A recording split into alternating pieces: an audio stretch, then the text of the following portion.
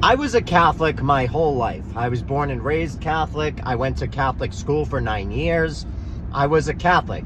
In my 20s, I became a Christian because I wanted something new, something fresh. I still believed in Jesus, but I wanted something new. I was sick of the old traditions and the robes and the kind of ritualistic creepiness of the Catholic Church. I was over it after 9 years of Catholic school.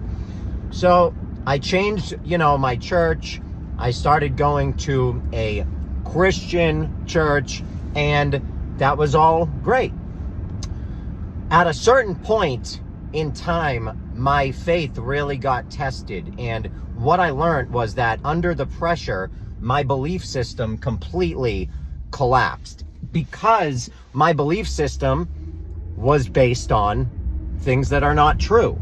Now, I didn't know this at that time. It took a lot of research, and it took a few years of really understanding something to understand what was going on. That is what happened. Now that I've done the research and I understand that Greek Gnostics wrote the New Testament of the Bible. Greek Gnostics did not believe in a place called hell and a place called heaven.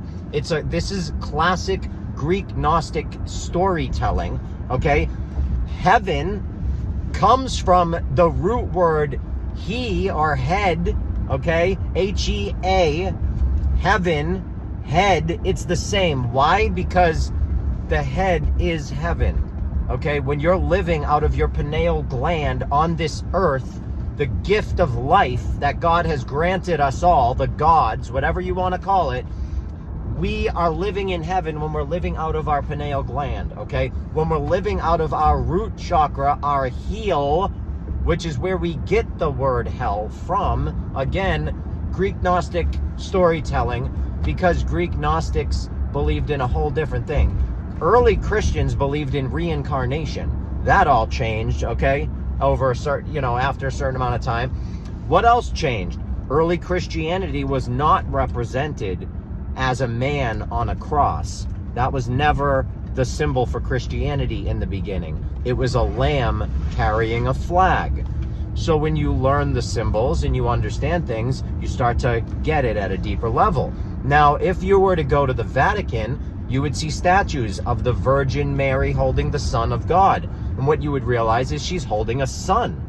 She's holding a disc that looks like a sun. It's not a man. And that's because the symbolism is trying to tell you something. When the Catholic priest raises the communion wafer above his head, that's a symbol trying to show you something. He's trying to show you that the communion wafer, the Eucharist, is the Son of God. What Son of God is he referring to? Well, he's referring to the same Son of God that they have all been referring to, all the religions, for all of mankind. And that Son of God would be the sun in the sky of God, because that's God's Son, the sun in the sky. It's God's Son, and the sun in the sky is a beautiful giant orb that brightens up the day and that brings life to the earth, okay? It truly is the light of the world, God, and the sun. And that's, exactly what they call Jesus, what they refer to Jesus. He is the light of the world. The sun could also be known as the risen Savior. Why? Because it rises and it is your Savior. If the sun was not in the sky, we wouldn't be alive, okay? There would be no life on this earth without that Son of God, that glorious, glorious risen Savior, okay? So you have to understand these words in terms, they all mean something, and it's all symbolism for the truth. Now, Jesus is a metaphor for the sun. The sun has always been a metaphor for enlightenment, spiritual enlightenment, okay? What spiritual enlightenment does to somebody is it'll make a millionaire give all his money away and live in a trailer. That's what that is. That's spiritual enlightenment, because you've reached a point in your life where material things matter less to you than the welfare and the betterment of humanity. That's what that is. So if you're, you think because you have the best car, or because you got the best grades, or because you did the best thing, or you bought the best toy, or you have the biggest house, you have the most money, you have the biggest bank account, you have the best furniture, you have the biggest bed, if you think that you're cool because of that, you have the best watch and the newest iPhone, then you're nowhere near spiritual enlightenment, not even close to it. So I wouldn't imagine you would really understand really what I'm talking about. I really wouldn't. And to me, it's more tragic. I'm not trying to give you a hard time.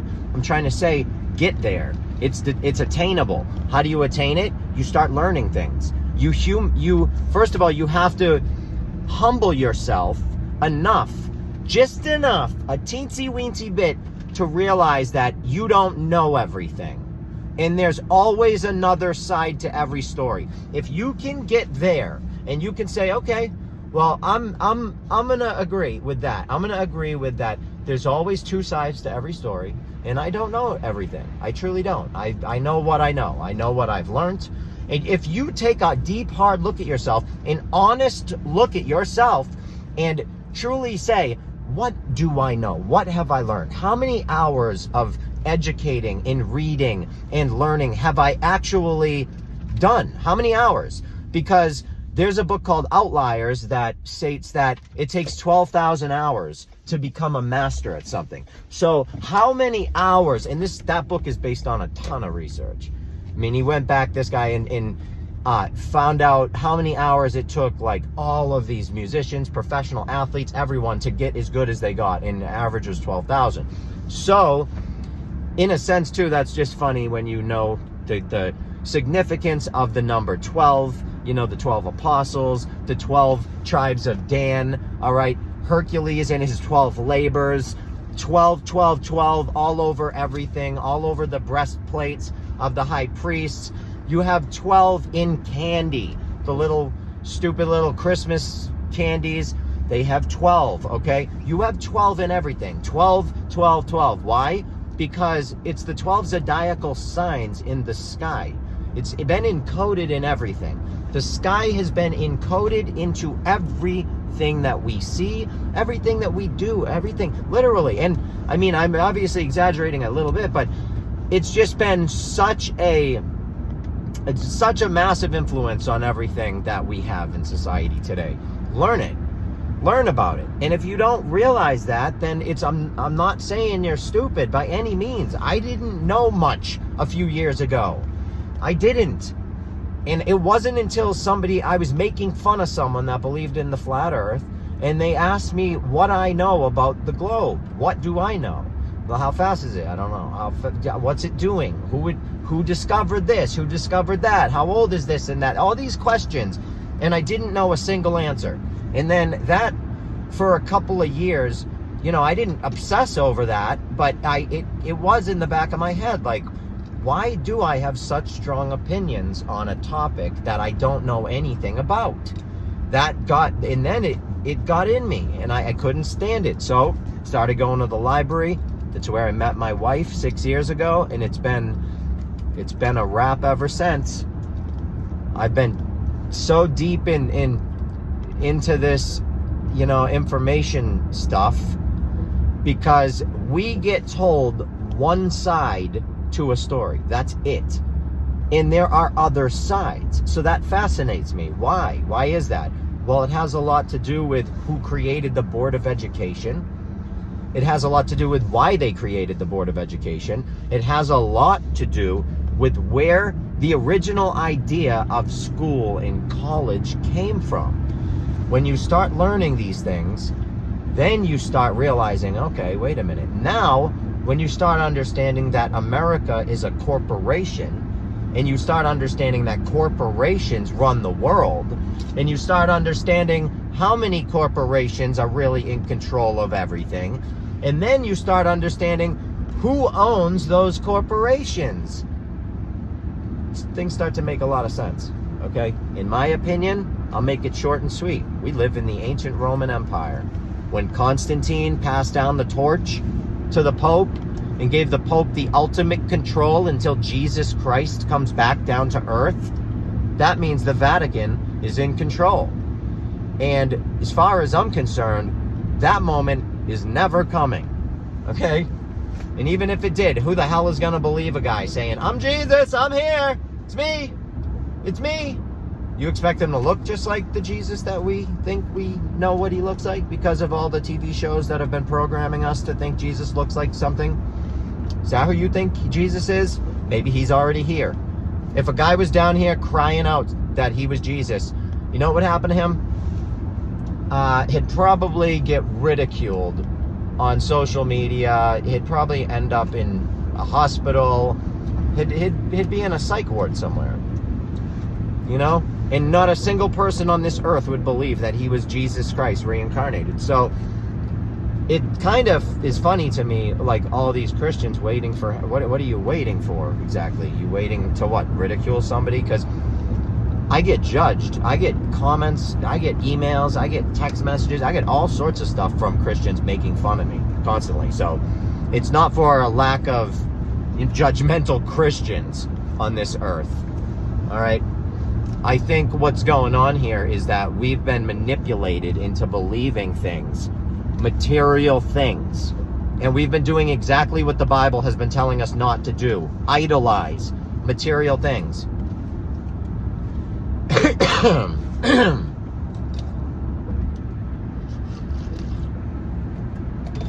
Idolizing material things. Instead of spending money on putting food on your table or on clothes for your children, people will go out and buy diamond crosses with Jesus on it. And I wonder, that's weird to me. You know, you shouldn't idolize images. So weird. You know, it's just like we've been manipulated, and then everything that they told us and manipulated us into believing, they started selling to us. Then on top of that, what they did was they created rules where we have to give the government a certain amount of our paycheck. We have to pay every time we buy things. They take a certain amount. I mean, it's absolutely ridiculous. So we live in this system that, I mean, think about it. Use your head. There's no specific law in the United States that says that politicians have to be honest to us. There isn't one specific law. Someone the other day, oh, you're being very general. Okay, and your point? There is no specific law that says that they have to tell us the truth. I don't care. That's not that general of a statement, actually. I mean, in my opinion, it really isn't. You'd think if that was a general statement, then there should be a general law for it, right? Such a general statement. Give me a break. I'm sorry, but there is no reason for them to tell us the truth. Period. Especially when corporations own the world and they profit off the lies. So I'm sorry when people go out of their way to call me a schizophrenic. Oh, you're a paranoid schizophrenic. Listen, maybe, but I own my own house. I have a great family, beautiful wife. Like, I have my shit's pretty together. I love my job. Love it. My favorite job I've ever had. I get to help people get sober. I get to help people find housing, and that people that are really down and out, struggling. So I'm not really sure. I mean, if I am schizophrenic, I'm killing it for a schizophrenic. I'm on top of my shit. But, you know, I think that's just people judging me out of fear, because essentially it is scary when you understand just how many lies we have been sold on, and we have completely bought hook, line, and sinker, and adopted it and put it into a belief system that controls the way that we think and treat other people. It's scary. So it's a fear reaction, a reaction out of fear. Here's the thing, when you learn, and this is what I teach people, to control your emotions, because when you learn to control your emotions, you begin to have no fear. And when you have no fear, you judge people less, because the way people act, the things people say, it doesn't affect you, and you know because it doesn't affect your emotions, because you've learned to control them. So you actually start to respect other people and their opinions more, because you have more confidence in yourself. And that's what learning does. It gives you more confidence in yourself, because you know that your thoughts are based on objective reality. My thoughts are not based on fantasy, and science fiction is a earth spinning ball spinning through the galaxy to me. That's science fiction to me. It isn't to some people. They think it's reality, but in my mind, they're living in a false reality. And to them, I mean, to snap out of that and then to really truly understand the depths of the lies, like I was saying, and all, it's very hard, because it's hard. The humility someone has to have to be able to say, oh my God. And it's scary. So not only do you have to have humility, but you have to have, for lack of a better term, big ass balls of steel. And for females, whatever, some big old titties, you know what I mean? You got to have something to back that up, because it's a scary moment in time when you realize everything you've ever been told is total horse. But again, that's my opinion, and that's just based on reading a lot. And I will, for the Globers, like if I'll give you this, like someone said to me once, oh, well, just because you read a lot doesn't mean what you're reading is the truth, so you could be deceived too. I'll give you that, okay? But here's my comeback. Yeah, you're right, all right? It doesn't mean I am, being told the truth. But what it does is broadens my options, because now I know more information. So if I start coming across that same bit of information over and over and over and over again throughout all different cultures and all different times throughout the world's existence, I'm going to start saying, wait a minute, this is popping up a lot.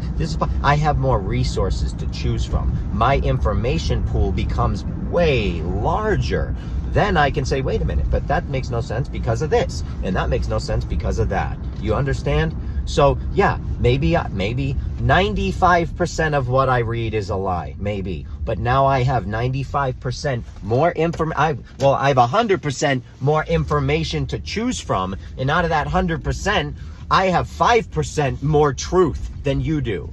So that's how it works. That's why I read as much as humanly possible. I have books on every single ancient civilization, multiple books. I have many on Egypt because I love Egypt, but Sumeria and the Babylonians and just all of them, okay? So many of the Native American, different cultures. I have books on, the Mayans and the Aztecs, like just so many different things. And they all say virtually the same thing. They all have the same stories. They all are based off of astrology and the sky, okay? Greek mythology, Zeus, okay? And his 12 Olympian gods. What do you think that is? It's the 12 zodiacal signs, just like every other religion and every other culture out there. The stuff is based off the sky, because it's been the same. It's been what we've been looking at forever. And they tell us, it's been, however many years, 6,000 years, 8,000 years, and this and that, 10,000 years. We've been around for whatever. To me, it's hilarious, because no one knows. We find so many things. We find cities on top of cities, on top of cities, on top of cities. Just piles of buildings on top of buildings on top of buildings. You can see all of this. This is no secret now. Go online and it's crazy. There's entire towns on top of towns. So how long really have we been around for? Does anyone know? No, not really. But what I do know is when you understand how to read symbols, and when you look on certain cave and temple walls that are thousands of years old, we're told maybe they're hundreds of thousands of years. Who really knows? And you can start to see that they've worshipped the sun in different stages of the zodiac. Over time, they worship the sun while it's in Leo, the sun while it's in Cancer, the sun while it's in Scorpio, the sun while it's in Pisces. That's what we're worshiping now. And when you realize that each one of these time periods between zodiac signs, basically, to put it in a simple, understandable format, the time period is 2,125 years around to get through each time period. And when you start looking at the symbolism, the drawings, the paintings, the carvings, seeing that they've worshipped the sun in all of these different ages, really starts to show you maybe we've gone back quite a bit further, and they just do not tell us certain things.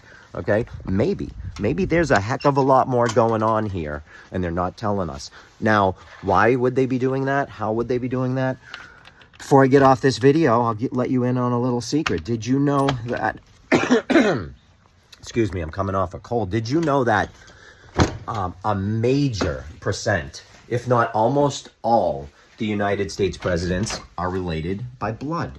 Did you also know that if they're not related by blood, they're related via fraternal order, okay? And that means through clubs, secret little clubs, you know, that Bohemian Grove, and how Alex Jones snuck in and they filmed all the presidents and ex-presidents watching that ritual at Bohemian Grove because they are members of certain societies. You know, when they graduate from certain schools, they become members of certain clubs. That's how it works. They're frats, fraternal orders and bloodlines, okay? When you can start wrapping your head around fraternal orders and bloodlines, you're going to start understanding things on a different level. But again, this is my opinion. I love you all, and I will hopefully see you all at my website.